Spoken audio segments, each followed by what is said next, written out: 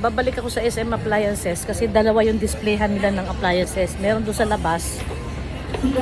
Tapos mismo dito sa loob ng appliances SM, baka may sale. Kaya bumalik ako. Pagka mahal pa rin dito, pupunta na ako sa Western Marketing. Kasi doon talaga ako bumibili. Eh para wag nang tumawid, baka sakali meron ditong mura-mura. Kasi dalawa tatlo ang bibilihin ko eh, kaya titipid ako. Yan, ayan, nandito na tayo.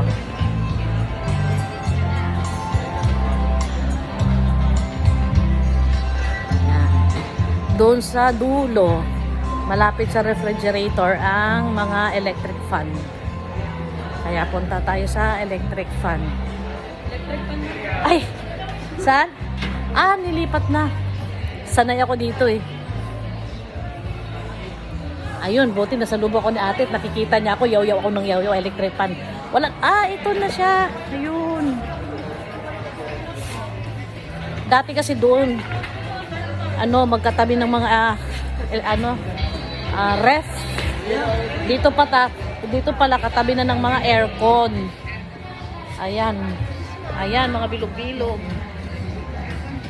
Camel. Ano ba itong mga to? Ano ba nga brand to? Ang laki naman ito. Gusto mo yan? Para kay Naya? Industrial yan. Lilipad si Naya dyan. Industrial. Ito. Ano to? Asahi? Yan ma'am, Japan yung makina niya. Ganun na kama. May discount tayo ma'am, basta may advantage card pa po. Walang maliit lang? Sobrang laki.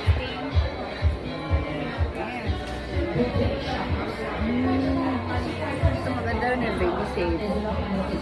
Kaso lang Baby safe na siya. magano ng alikabok, magsipsip, Ma'am, hindi maano lang pa. Tapos oo naman. ito, Timo use. Pili pa tayo. Ang mamahal na talaga, Diyos ko. Ay, oo, nakita ko na to. 3,000 to eh.